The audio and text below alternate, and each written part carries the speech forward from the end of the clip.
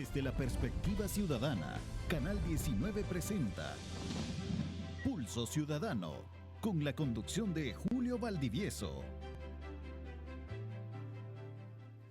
Buenas noches, bienvenidos a un programa más de Pulso Ciudadano. Este lunes 14 de diciembre nos acompañarán en el estudio Mauricio Ticas, candidato a diputado por el Departamento de la Libertad bajo la bandera del partido Nuestro Tiempo, y Vladimir Melara, candidato a diputado por San Salvador bajo la bandera del FMLN.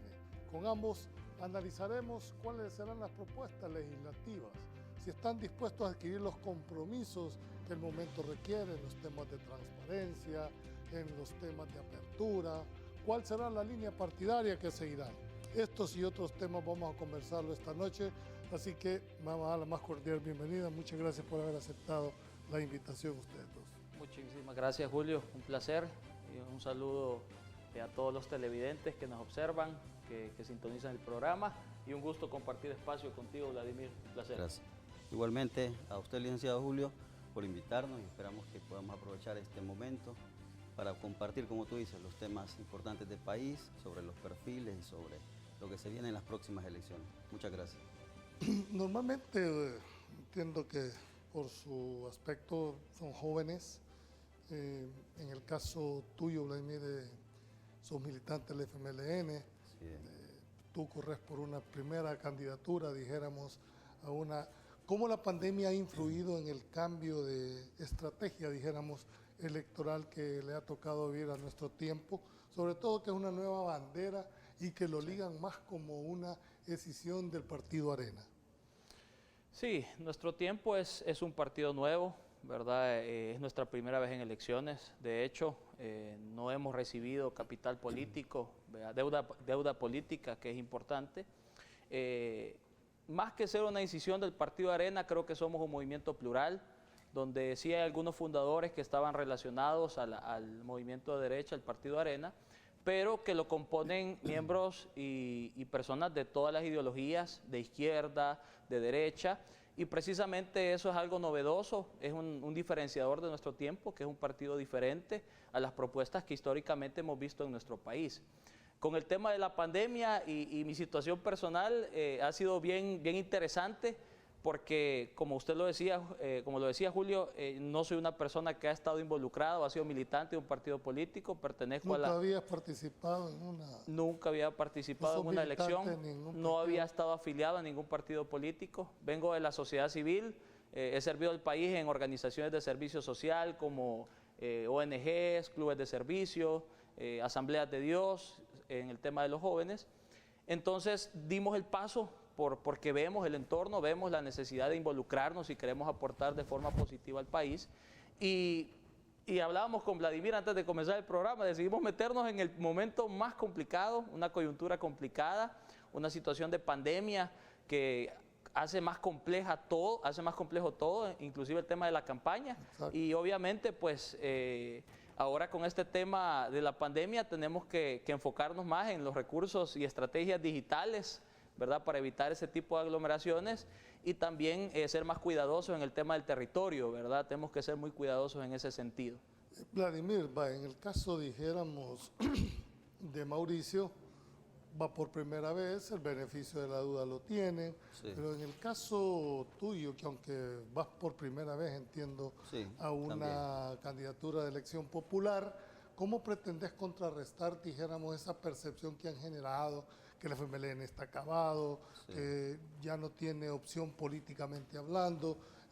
¿Cómo ves vos, incluso ustedes lo acaban de decir, en un momento menos oportuno deciden ir a una elección de carácter popular? Sí. Bueno, es bien recurrente tus preguntas, Julio, también en otros espacios. Yo quiero decir que una de las cosas que yo quisiera destacar es que nosotros, cuando hacemos un escaneo del espectro político que tenemos, el FMLN es el único partido político de izquierda en El Salvador. Y ese es un hecho, y para nosotros eso representa un punto muy importante, porque la población debe de estar consciente de ese compromiso que requiere para nosotros, sobre todo esta generación de la que yo represento, y lo he dicho también en otro espacio, la que represento, de la que me siento protagonista, y en la que estamos conscientes que es un momento no idóneo, en el sentido de que las condiciones objetivas son difíciles.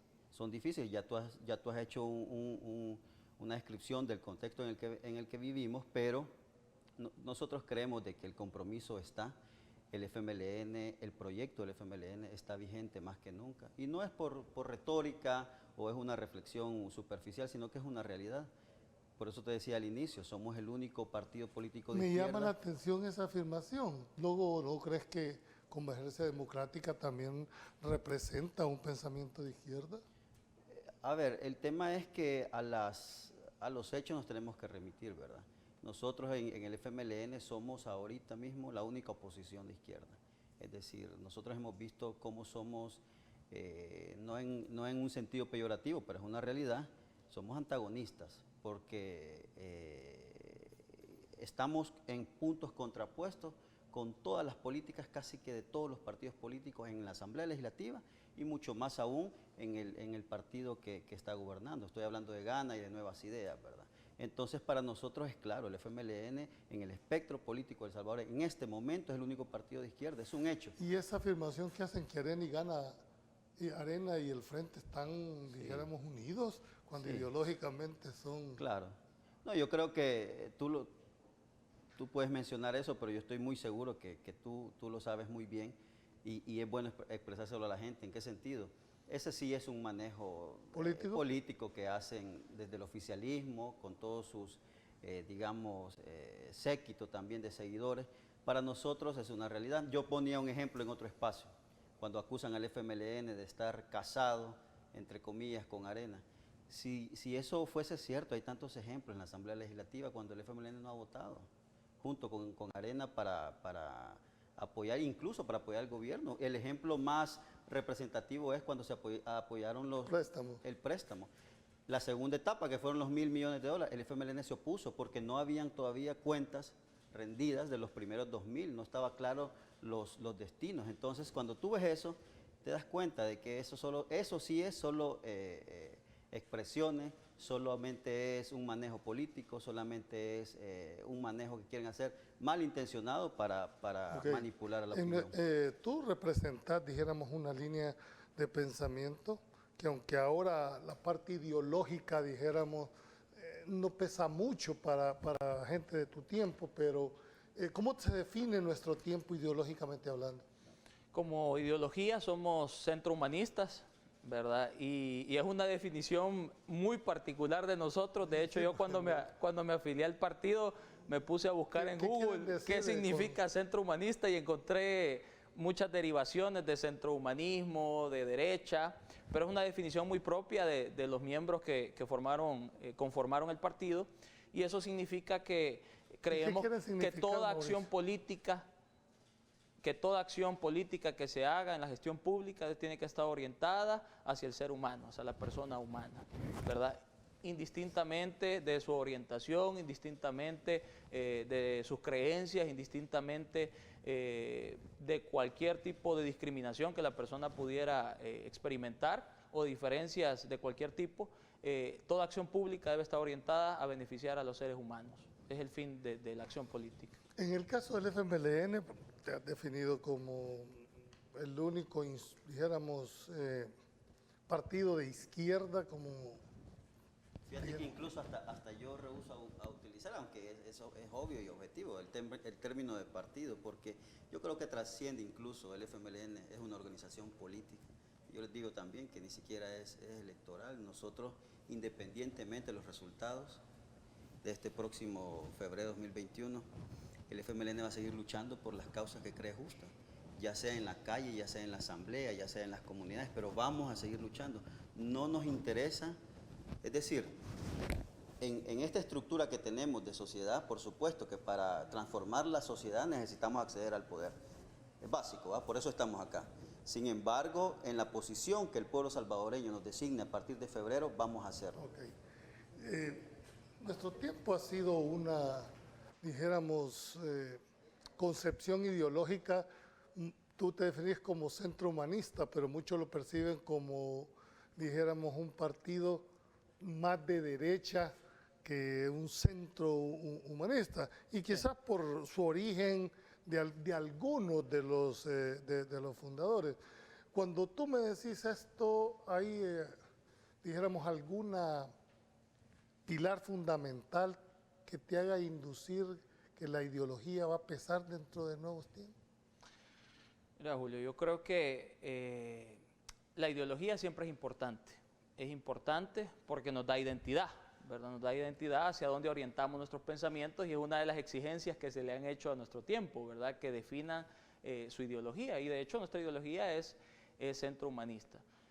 Lo que sí creo es que la ciudadanía y esta nueva generación demanda una nueva forma de hacer política, ¿verdad? Y de alguna manera, yo inclusive le puedo decir a Vladimir, nunca pertenecía al FMLN, pero quizás simpatizo más, mi orientación era un poquito más hacia la izquierda que a lo que tradicionalmente llamamos la derecha.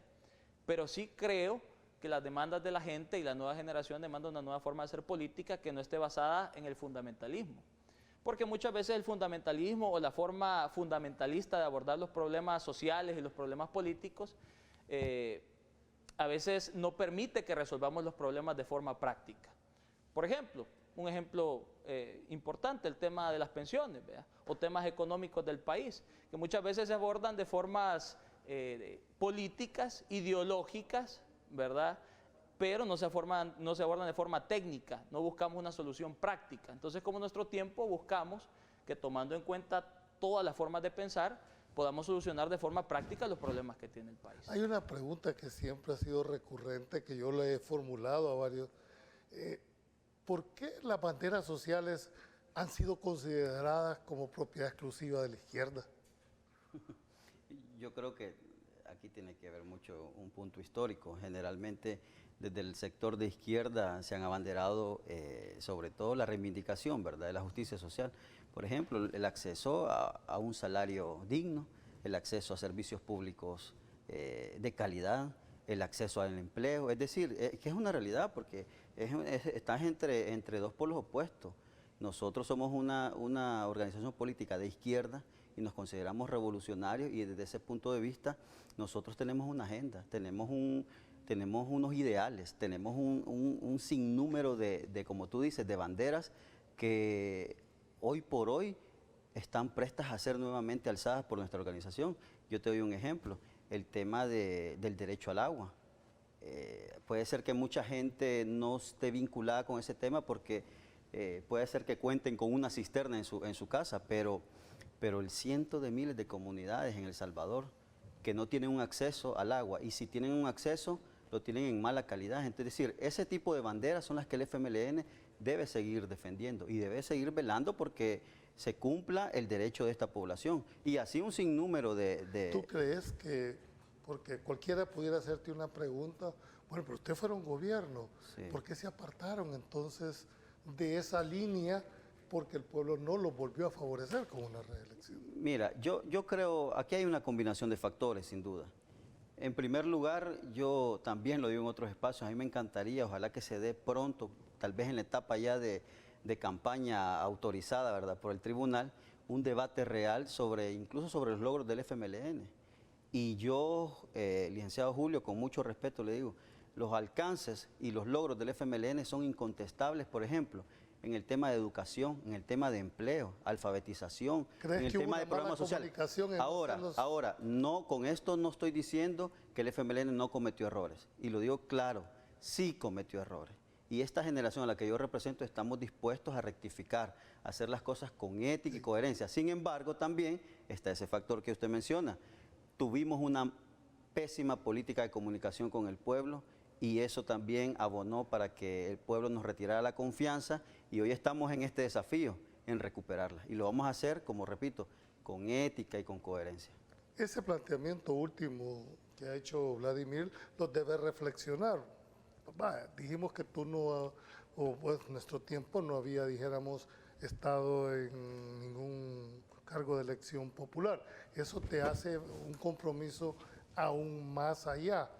¿Cómo, quisiera hacerte una pregunta, llegar tú a la Asamblea Legislativa, estarías dispuesto a renunciar a determinadas prebendas, si se le puede llamar, o privilegios dentro de la Asamblea, como puntualmente como el caso de la transparencia, el caso de la cantidad de asesores con lo que tú debes de encontrar dentro de esto, renunciar, dijéramos, al tema de telefonía, al tema de vehículos.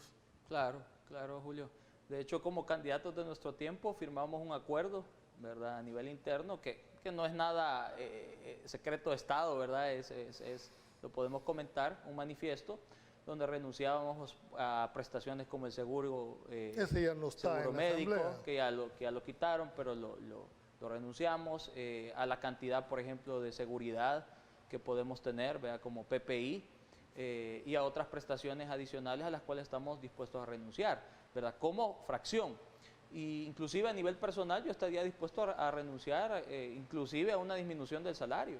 Yo creo que para la realidad del salvadoreño es demasiado lo que gana un funcionario público. ¿Tú estarías dispuesto a renunciar, Sí, dijéramos, al tema de salario en realidad? no, a evaluar, por ejemplo, una disminución del salario, algo que sea más acorde a la realidad del salvadoreño, ¿verdad? ¿Crees que hoy por hoy el salario que ganan los diputados está por arriba del promedio de los salarios de los demás órganos de Estado? De los empleados públicos sí está arriba, ¿verdad? De otros funcionarios es posible que no. Habría que ver también qué nivel de la estructura organizativa de las instituciones están. Pero sí creo que debemos ser consecuentes. Y te lo digo, como una cosa a título personal, yo estaría dispuesto inclusive a considerar una disminución en ese sentido, porque creo que debemos ser consecuentes, ¿verdad?, con la situación del país, y debemos ser consecuentes y mostrarle a la población que realmente lo que nos motiva no es el dinero, ni las prestaciones, lo que nos motiva es la intención auténtica de poder servir al país y de poder hacer las cosas de forma diferente en la función pública. Bien, tenemos que ir a un corte comercial en este momento. Cuando vengamos ya vamos a entrar a profundidad de cuáles son las plataformas sobre las cuales va a avanzar su campaña y de llegar a la Asamblea Legislativa, cuál sería el eje sobre el cual girarían todas sus propuestas, y especialmente en aquellos temas que es importante saber cuál es su forma de pensar. No nos cambie, volvemos a Pulso Ciudadano.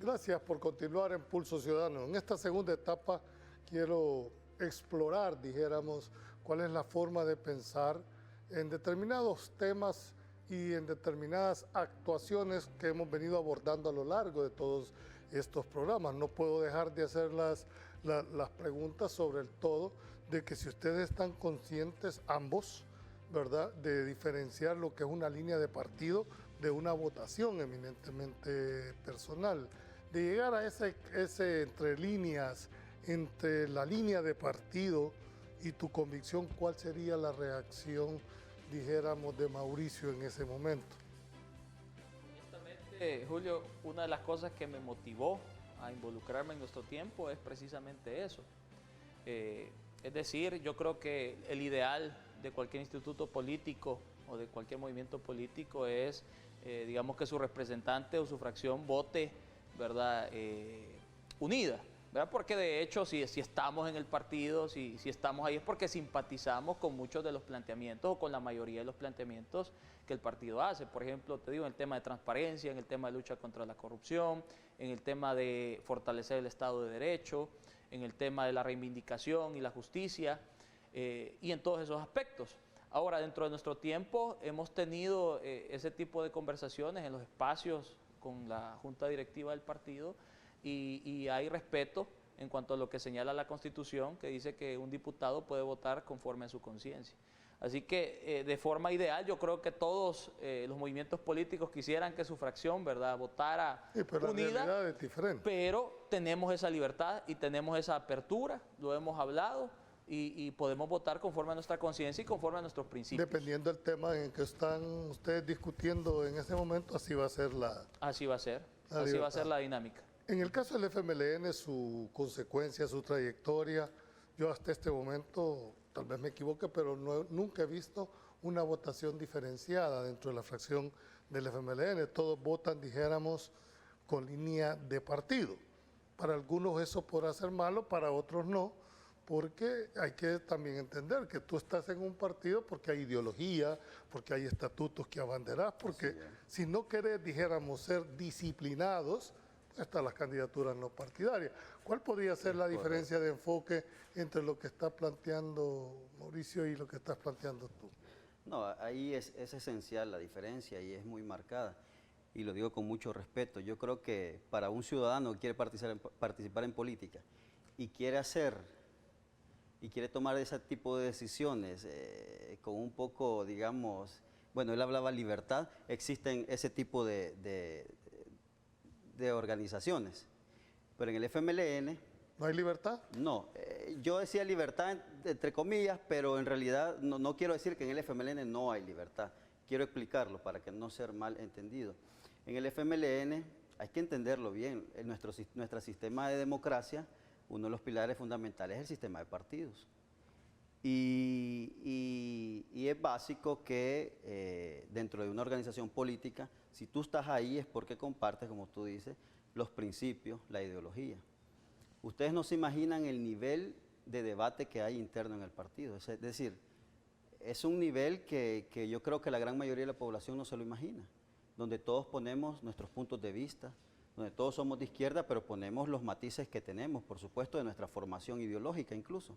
Sin embargo, nos unen las convicciones, nos unen nuestros ideales, nos unen nuestros estatutos, y nuestros estatutos son claros. Y no es que no tengamos libertad, simplemente nosotros tenemos la madurez para tener debates y llegar a un consenso. Y es por eso que nosotros tenemos una cultura en la que el FMLN, y lo ha demostrado a todo el país, siempre vota unido, siempre vota cohesionado, fuerte, siempre apretado como un puño, digo yo, porque somos una organización política así.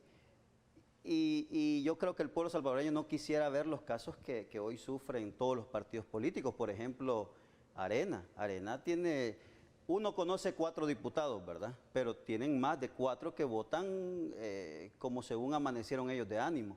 Y no es así, no es así. ¿No lo crees que eso es una libertad de tomar la decisión del diputado? El tema es que vuelvo a lo mismo, debemos de comprender que nuestro sistema de partido también tiene una esencia y por eso le decía, están otras organizaciones donde tú puedes, quizás vas a votar extremadamente diferente en 2 puntos esenciales, pero en el FMLN tenemos una columna vertebral y nosotros ahí estamos claros y por eso formamos partes. ¿Será eso una obediencia, Vladimir? No, es que a mí no me gustaría que me malinterpreten, no es una obediencia, por eso decía antes, ustedes no se imaginan el nivel de debate que tenemos. Claro, pero eso lo ves a nivel interno. Yo te hablo de lo que es percepción de afuera. ¿Verdad? Claro, por eso decía, el nivel de debate que nosotros tenemos es inimaginable, donde nos decimos las posturas que ustedes no se pueden imaginar y llegamos a un consenso porque creemos... Y una vez tomada la decisión... Claro, pues, no, una vez tomada la decisión, por ejemplo, en temas, imagínate, en temas de, no sé, de presupuesto, un tema... Puede ser que un compañero diga, no, necesitamos que se acentúe en este rubro, en este ministerio, pero otros compañeros crean de que no y llegamos a un consenso porque evaluamos la prioridad que es El Salvador. Entonces nosotros hacemos esos balances, al final llegamos a un consenso. El FMLN, yo estoy orgulloso de eso y yo creo que históricamente también ha sido malinterpretado. Claro, yo creo que es una buena oportunidad que has tenido para aclararle, la gente está observando. No, es una realidad. Y a mí no me pueden acusar, incluso yo lo digo, esta es primera vez que yo participo como candidato, jamás he sido funcionario público, jamás he laborado en instituciones del gobierno, pero sí he militado casi que toda mi vida en esta organización política y estamos orgullosos, pero lo que yo quiero decir es que en el FMLN existe una democracia inigualable y yo la pongo a prueba con los otros partidos políticos. Hoy veamos la otro lado de la moneda, has visto tu contrapunto que tiene Vladimir, y te dice, bueno, mira, en el FMLN tenemos discusiones al interior muy férreas, pero una vez tomamos una decisión nos vamos. En cambio tú te tengo que interpretar que decir, bueno, va a depender del tema que estemos tocando para que mi convicción personal pueda respetarse en un momento determinado y aún en contra de la línea de partido. Creo que es un tema de, como decía Vladimir, ahí retomo su palabra, de madurez política, ¿verdad? Como nuestro tiempo, quiero aclarar, tenemos nuestros estatutos, tenemos nuestra ideología, tenemos nuestros principios fundamentales y obviamente, como te decía y recalco, Julio, si estamos en nuestro tiempo es porque compartimos esos ideales. Ahora, claro, hay temas, hay momentos en los cuales el individuo, y creo que ahí vamos un poquito más allá de ser militantes de un partido, y tenemos que reconocer que cuando somos electos como funcionarios públicos que nos debemos no a nuestra bandera de partido político, sino a la población en general. Y en ese sentido es donde hay momentos donde, si es necesario, debes a tu conciencia diferenciarte de la postura que tome tu partido, si a tu criterio vos considerás que es lo correcto y es lo que beneficia a los ciudadanos y a la población. En ese sentido creo que es válido, ¿verdad?, tomar decisiones que pueden ir fuera de la línea del partido. Ahora, obviamente, hay principios, yo simpatizo, quiero y cada vez me siento más cómodo en nuestro tiempo. Y precisamente lo que tenemos que evitar son esas prácticas, ¿verdad?, que se están dando, en las cuales alguien corre por una bandera e inmediatamente está ahí, ¿verdad?, completamente se da vuelta. Y creo que ahí es donde los partidos políticos y las fracciones también tienen que sí, puede ser el FMLN, Arena. Bueno, el FMLN no, casi no, ¿verdad? No ha tenido, yo creo que no tienen, ¿verdad?, ahorita ningún disidente, ¿verdad? No. Más que todo el caso de Arena, ¿verdad?, que hay personas que corren por esa bandera y que al final prácticamente se van con otra bandera política, en este caso con el gobierno, ¿verdad?, a apoyarlo, y no es un tema de un punto o de un par de decisiones, sino que es un tema completamente abierto, ¿verdad?, público, y que inclusive se vuelven opositores de su propio partido político. Entonces creo que ese tema tiene que ver un poco también con los principios y con la lealtad también que debe existir también a la bandera política. Empujar a la siguiente interrogante, porque van a ser temas que se van a tocar en un momento determinado y quiero ver las dos visiones. En el caso del FMLN, cuando les toque abordar el tema de la despenalización del aborto, ¿cuál va a ser la posición? Y hoy ya no te pregunto, Vladimir, porque me has dejado muy claramente el tema. Eso no quiere decir que no lo vas a discutir al interior de la fracción, claro. Pero ¿cuál es esa percepción en el partido? ¿Se declaran pro vida? ¿Se declaran a una regulación del aborto, a una despenalización? ¿Cómo se declararía este tema al interior del FMLN? Curioso, esa pregunta es perpetua a todos los candidatos. No importa el momento en que estemos, siempre se las hacen. Y el FMLN también ha sido claro en ese tema. Yo creo de que es comprobable y sobre todo se trata de justicia. Hay causales que merecen la pena estudiarse. Yo sé que es difícil el abordaje, pero no podemos abstraernos de un tema que ronda. Por responsabilidad y por respeto a la audiencia, porque si estamos acá, de hecho, es por hacer las cosas de una mejor manera y a la gente se le tiene que hablar claro. Es decir, Vladimir Melara, como militante del FMLN, está claro que las causales son motivación importante para el estudio de ese tema. Yo creo que es fundamental revisar el tema, sin duda va a llegar el momento. Se ha estado posponiendo y posponiendo, pero va a llegar en ese momento y yo creo que es importante estudiarlo, porque sin duda merecen respeto las personas, merecen respeto a la audiencia, pero el tema es muy delicado, incluso mediáticamente es delicado, pero lo que yo te puedo decir es que para mí es importante estudiar las cuatro causales. No rehuirlo, decir, porque es un tema que está permanentemente... No, es por responsabilidad, te lo digo. Para mí merece un estudio muy profundo y ya, en el momento habría que ver qué decisión se toma. Igual te hago vos si no va con ninguna intención, porque el ciudadano nos está escuchando. Y cuando alguien va a decidirse por uno u otro candidato, tiene que saber, bueno, ¿y qué compromisos adquiere en este punto determinado? Claro, sabemos que es un tema muy complicado de su abordaje, pero por lo menos lo que me deja entrever, Vladimir, es que no están exentos a tocar el tema como tal. ¿En qué sentido se vaya a derivar? Pues se va a haber que tomar. En nuestro tiempo, ¿cómo ven el tema? ¿Cómo se declaran ustedes? ¿Pro vida?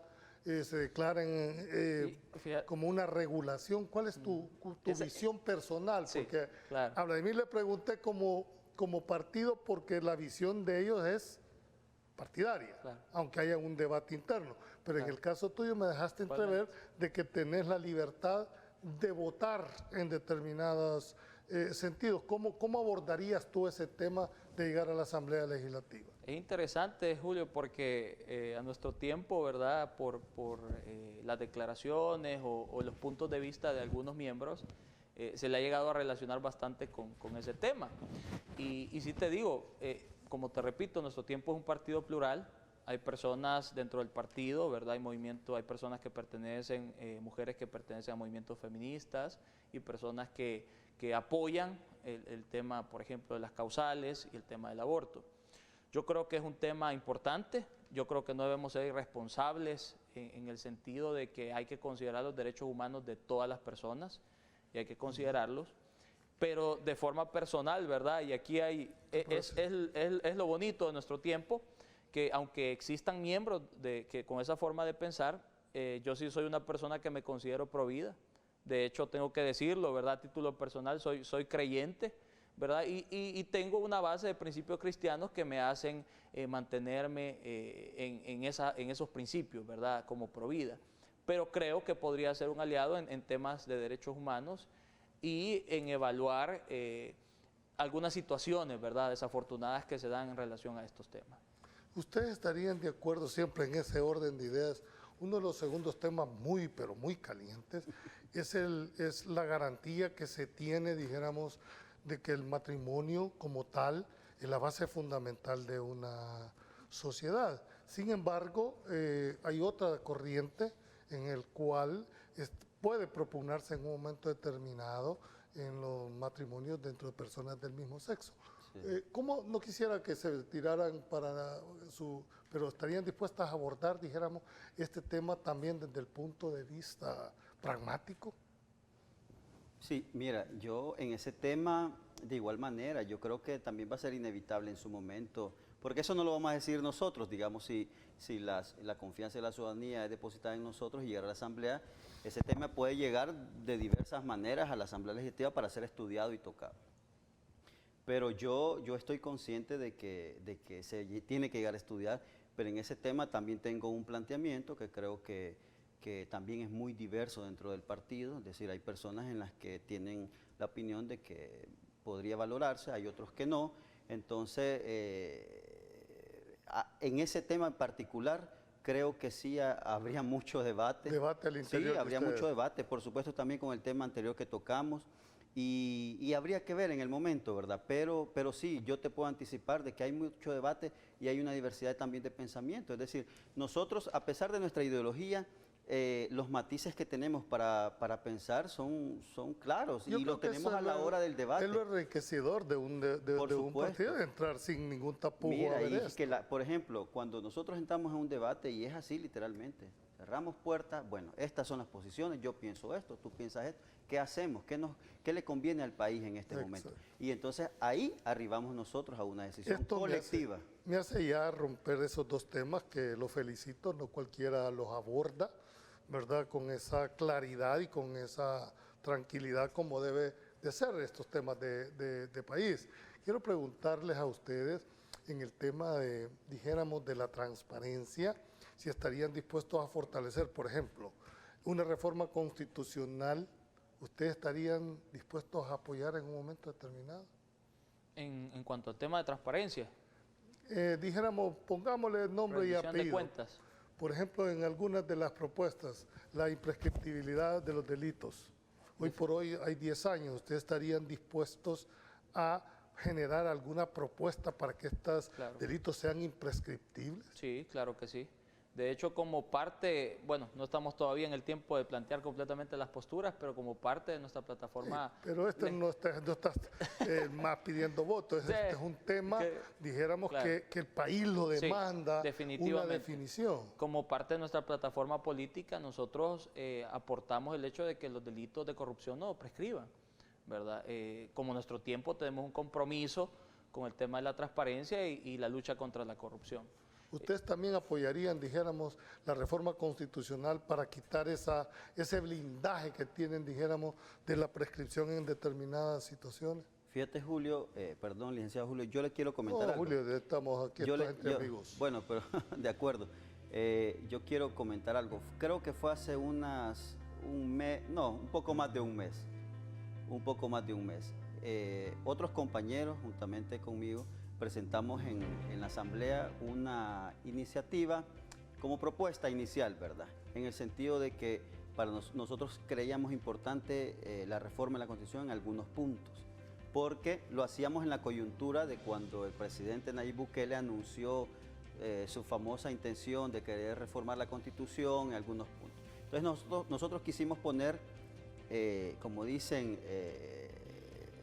poner el dedo en la llaga, en el sentido de que no había que dejarle al presidente el trabajo solo, sino que la ciudadanía debería participar, porque nosotros hacíamos la reflexión, imagínate cuando llegara el momento, así como hemos visto tanto precedentes, de repente ya vamos a tener encima esa reforma y la población no dijo ni pigo, no participó. Lo que te quiero decir es que sí, nosotros en esa iniciativa que tuvimos, Julio, hicimos esa propuesta de reformar la Constitución para en ese punto, pero solamente una aclaración que es un poco técnica. Yo no soy abogado, pero unos abogados nos asesoraron que al parecer estamos en 10 años, ¿no? Ahora, pero por un tema también de que choca con el tema penal, que no es posible que no prescriban. Entonces nosotros, la propuesta objetiva era 50 años para proporcionar herramientas, porque bueno, 50 años es un periodo muy grande en donde difícilmente un corrupto pueda quedar libre de la justicia. Ok, no cambie, ya entramos básicamente, y esta última pregunta tiene que ver porque ya hay sentencias de la Sala de lo Constitucional que para optar a una reforma, el candidato o a diputado tiene que haber ese ofrecimiento para que la ciudadanía, cuando los elija a ustedes, si les favorece con su voto, sepan que también están votando por un proyecto de reforma. No nos cambie, ya volvemos en Pulso Ciudadano.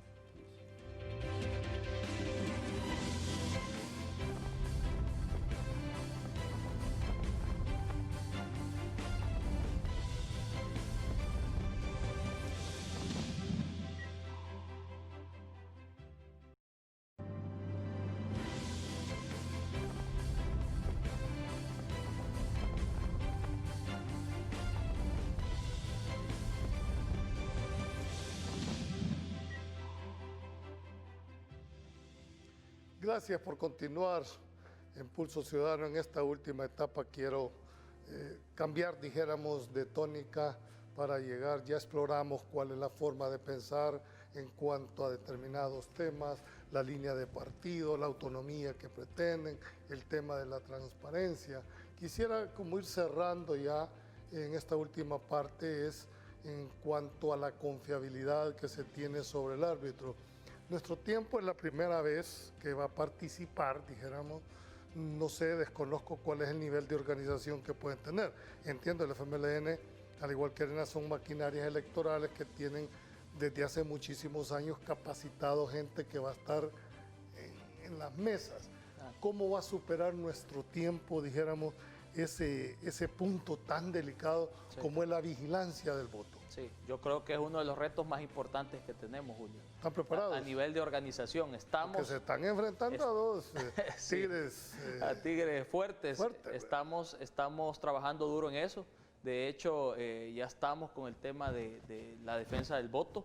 Esta semana tenemos una reunión donde se nos van a dar nuevos lineamientos, nuevas estrategias en cuanto al tema de la defensa del voto, porque sabemos que es importante. Inclusive escuchaba a un analista político que decía el 60% de las campañas es todos los 2 meses, ¿verdad? O poquito menos de 2 meses que haces campaña y que hagas una buena campaña. Pero y el 40% restante es el día de las elecciones porque tenés que defender el voto. Entonces estamos conscientes de esa realidad. Es un reto fuerte para nosotros porque, como decís, no tenemos estructura, una estructura fuerte a nivel de territorio, no tenemos alcaldes, por ejemplo, municipales. Entonces estamos ahorita haciendo una labor titánica, pero creemos que vamos a estar listos para la fecha del 28 de febrero. En el caso del FMLN, te lo anuncié, el FMLN, al igual que ARENA, el PCN, son maquinarias que han tenido la experiencia, dijéramos, de muchísimos procesos electorales. Ustedes ahora con esta nueva realidad que se están enfrentando, ¿siempre tienen ustedes presencia en los 262 municipios? Sí. Sí, mira, bueno, yo aprovecho la ocasión para enviarle un saludo y un mensaje también a nuestros compañeros militantes del FMLN. Nosotros le llamamos los EPELES, porque son nuestros ejércitos políticos electorales. Y como tú dices, ya tenemos, digamos, una experiencia acumulada y estamos confiados también en la preparación que los compañeros tienen. Bueno, personalmente también estamos trabajando muy de cerca en un centro de votación, todos los candidatos estamos involucrados. Todos los años es diferente porque hay novedades en el planteamiento que nos hace a veces el tribunal, los requerimientos y las cosas técnicas que piden para ese día. Pero sin duda el FMLN está lleno de compañeros militantes que ese día, nosotros le llamamos el día de la victoria, el día de la defensa y todos sabemos que también ese día se juega la mitad de la elección. Entonces nosotros estamos preparados, creo que a pesar de lo que digan, nuestro ejército político electoral, nuestro EPEL, en los 262 municipios está preparado tanto para vigilar como para integrar las JRB como propuesta. Esto ¿verdad? me hace hacerle la pregunta. Cabal, lo último que ha dicho Vladimir, es conocido como el día de, también implica recursos. Claro. Y no recursos simplemente, dijéramos, de pocos miles de dólares. Estás hablando que estás corriendo en 262 municipios, lo que significa que la Junta Receptora de Votos que tienen que confrontar, alimentación, traslado.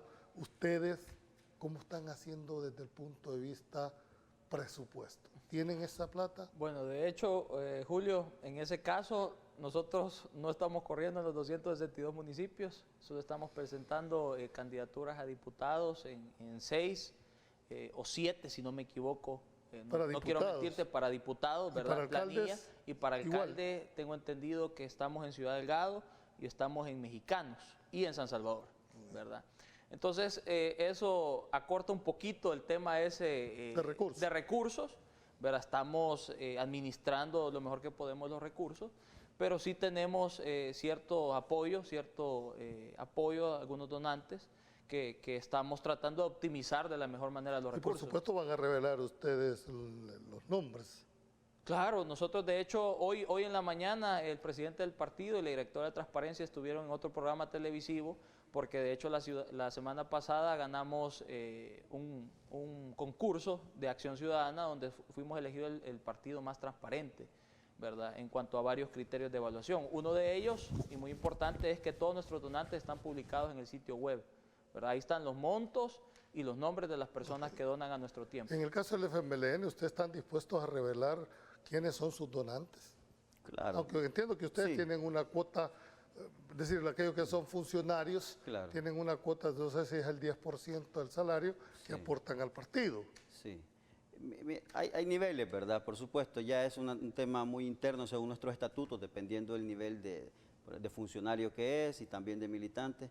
Pero nosotros, por supuesto, que yo creo que con lo que mencionaba Mauricio sobre el estudio que hizo Acción Ciudadana, creo que fue, y reveló, digamos, los niveles de transparencia en cada organización política, yo creo que el FMLN tiene que hacer más esfuerzos para que en todas sus herramientas digitales e incluso institucionales haya más acceso, que la población tenga acceso también a conocer sus donantes, su funcionamiento, por supuesto el funcionamiento que sea el que concierna para la población conocer, pero nosotros en nuestros aparatos de defensa del voto, incluso esa es una de las místicas hermosas que tenemos nosotros dentro del partido, cada aparato de defensa del voto autogestiona, ¿verdad? El día de. Entonces, por eso es que también hemos sido exitosos en esta tarea histórica que hemos tenido de participación política desde 1994. ¿Confían ustedes como nuestro tiempo en el Tribunal Supremo Electoral? Sí, yo creo que el tribunal viene haciendo las cosas bien, ¿verdad? A nivel de estructura, a nivel de modernización, también tenemos un reto importante. Yo creo que es la primera vez que se va a transmitir. Tengo entendido que las juntas receptoras de votos van a tener sistemas digitales, ¿verdad? Es un reto siempre el tema de las elecciones, pero confiamos en el tribunal, pero también sabemos que tenemos que hacer nuestra parte, nuestra parte, y la ciudadanía tiene también que hacer su parte para velar, los organismos internacionales, los observadores, para velar que esto sea lo más transparente y lo mejor posible. Tú, como FMLN, ustedes tienen, no dijéramos, no es esa la pregunta, pero una de sus propuestas, uno de los magistrados viene a propuesta de ustedes. Eso no quiere decir de que se va a plegar a los lineamientos del partido, claro, pero, es decir, por ustedes como FMLN, ¿confían en el Tribunal Supremo Electoral, claro, en esa decisión? El tribunal es uno de los frutos de nuestros acuerdos de paz, ¿verdad? Y yo creo que quien diga que habrá fraude electoral en las próximas elecciones, y me refiero a quienes han estado con ese canto las últimas semanas, yo creo que es o uno, porque ignoran el sistema electoral que tenemos, o dos, lo hacen por la manipulación que necesitan para tener siempre esas batallas, ¿verdad?, mediáticas. Pero nosotros estamos confiados, por supuesto, en el tribunal, la representación que tiene de todos los partidos políticos, en la mesa, es decir, es que deben de conocer pues el sistema, todos los partidos políticos tienen derecho a vigilancia, están en las juntas receptoras de votos, en la JED, en la JEM, en el mismo tribunal, es decir, desconfiar del tribunal sería, yo creo, mira, todo es perfectible, por supuesto, hay errores que cometen, si todas las instituciones cometen errores, a veces se les escapa de las manos, pero de eso a pensar que vamos a desconfiar porque va a haber un fraude electoral, creo que sí es un disparate, descabellado. Nosotros estamos conscientes que el tribunal forma parte de los frutos de nuestros acuerdos de paz y que también nosotros como sociedad, como instituto político, debemos de aportar para que nuestra democracia se vaya fortaleciendo, para que estos procesos electorales también vayan siendo cada vez más confiables para la población. Pero en resumidas cuentas, nosotros estamos confiados que por supuesto hay algunos errores que deben de irse corrigiendo, pero en general estamos confiados que el tribunal puede hacer un buen trabajo para defender la democracia que es tan importante para nuestro país y no dejar,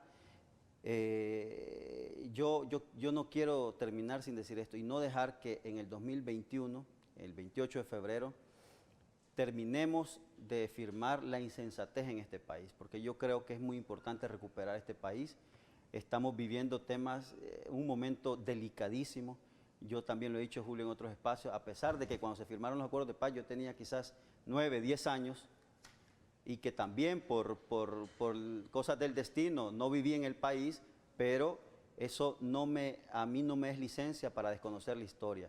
Y cuando yo leo la historia de este país, de mi país, me doy cuenta de que para defender nuestra democracia hay que hacer todos los esfuerzos porque es delicado el momento en el que estamos pasando. Me llama la atención uno de los conceptos que acaba de afirmar Vladimir, que ojalá que el 28 de febrero no haya una insensatez, utilizó la palabra, es decir, en cuanto a la legitimación del proceso electoral. Claro. ¿Tú crees que puede haber en realidad una insensatez en esa, y hay que decirlo, en este caso el partido de Nuevas Ideas, que ha estado como advirtiendo, y específicamente quiero hacerte la pregunta. Sí. Por ejemplo, cuando uno de los magistrados del Tribunal Supremo adelanta y dice, mire, yo me declaro enemigo de gobierno, ¿no creas que eso también hace presumir, dijéramos, duda?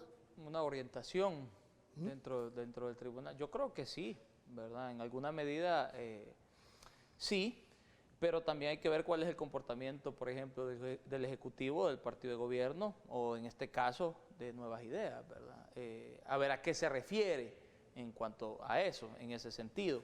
En el sentido de lo que mencionaba Vladimir de la insensatez, yo creo que es la lucha que todos tenemos, todos aquellos que amamos la democracia, que amamos vivir en en un país donde tenemos un equilibrio de poderes. Y me llamaba la atención, por ejemplo, el tema de la encuesta de la UCA, a pesar de que la bandera política que más favorecían a los ciudadanos era el tema de Nuevas Ideas, había un 50% de la población, creo que más del 50%, que decía que no estaba de acuerdo con que hubiera una asamblea legislativa que no fuera equilibrada.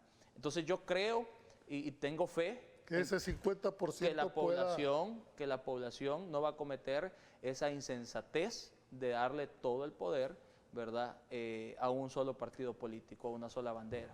o a la alianza que existe Nuevas Ideas Gana. Bien, ya puntualmente quisiera, Vladimir, que me dijeras, de llegar tú a la Asamblea Legislativa, ¿en qué comisión te gustaría estar y cuáles serían puntualmente, ¿verdad?, tus principales ejes o temas dentro de la Asamblea? Mira, fíjate que es una importante oportunidad que me das. Quiero decir, nosotros estamos en una etapa de preparación para ofrecerle a la gente una agenda legislativa como colectivo, como el FMLN. Sin embargo, cada uno de los diputados va a tener una oportunidad de servir en una comisión. Y a mí, sin duda, yo ya reservé mi cupo en la Comisión de Obras Públicas y en la Comisión de Economía. A mí me parece que es importante, que el tema económico el próximo año va a ser fundamental. Bueno, ya es fundamental. Ya es fundamental. Tú sabes el nivel de desempleo en el que hemos caído, el tema que cómo están sufriendo hoy las microempresas para poder subsistir estos días. Es terrible el nivel de la ausencia de apoyo que están viviendo por el Ejecutivo. Asimismo, me preocupa mucho también, y esto lo digo también con mucha responsabilidad, no es por hacer un papel de una oposición férrea, pero lo que yo quiero decir es que a mí me preocupa mucho el uso de los fondos públicos en la ejecución de la obra pública, y yo me quiero involucrar decididamente porque la Asamblea Legislativa, por medio de esa comisión de obras públicas, no es que debe auditar, pero sí debe de tener un espacio para que la población sepa cómo se está ejecutando esos fondos públicos, porque es dinero nuestro. Y yo quiero hacer aquí un ejemplo, el más representativo que tenemos, que es el del Hospital del Salvador, el de CIFCO. Ningún funcionario sabe cuánto han invertido, cuánto vale, cuánto va a valer, qué ha pasado con el tiempo. Por descuidados dijeron que lo iban a entregar en 2 meses y hoy estamos por terminar el año y no está ni cerca. Entonces yo creo que jugaron mucho con la gente y están en grave problema con la rendición de cuentas de ese hospital. Entonces, así como ese, hay muchos casos en donde yo me quiero involucrar para darle a conocer a la población el uso de esos recursos. ¿Tú en qué comisión te gustaría de favorecerte la ciudadanía? Me gusta el tema de la educación, ¿verdad? El tema de la educación, yo creo que debemos... Lástima que no tuvimos el tiempo, sí, pero sí, es uno de los puntos más claves. Sí, yo creo que debemos de invertir en el tema de la educación, y no hablo de aumentar, ¿verdad?, la carga fiscal ni nada, sino de orientar recursos, de priorizar recursos para el tema de educación. Yo creo que es fundamental, porque si no, la población no se educa, no logra salir de la pobreza, y al no salir de la pobreza no accede a una educación que le permita, y es ese mismo círculo, ¿verdad?, que las personas repiten cíclicamente, sus hijos, sus abuelos, sus padres, sus hijos. Entonces yo creo que debemos de invertir en educación, tenemos que innovar también en la forma en la que estamos educando, Julio. Yo creo que debemos de proponer una educación que sea más oportuna para el mundo actual, y por qué no decirlo, incluir un poco más el tema de la tecnología, que le dé herramientas, en este caso a los jóvenes, para poder desenvolverse en el mundo actual. Así que me interesa el tema de la educación y me interesa mucho el tema también del desarrollo local.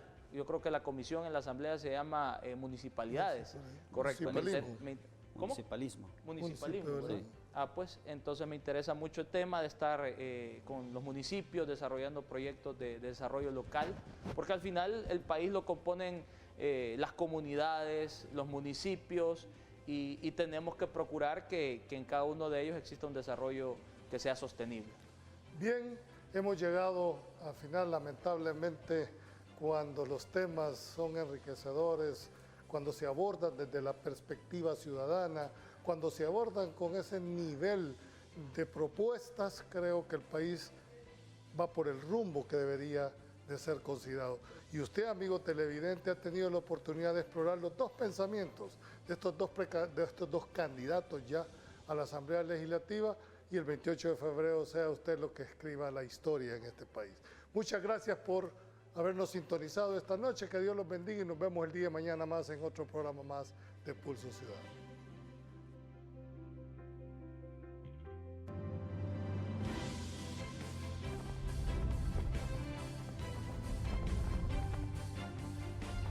Desde la perspectiva ciudadana, esto fue Pulso Ciudadano, Le invitamos al próximo siempre a la misma hora y por este mismo canal.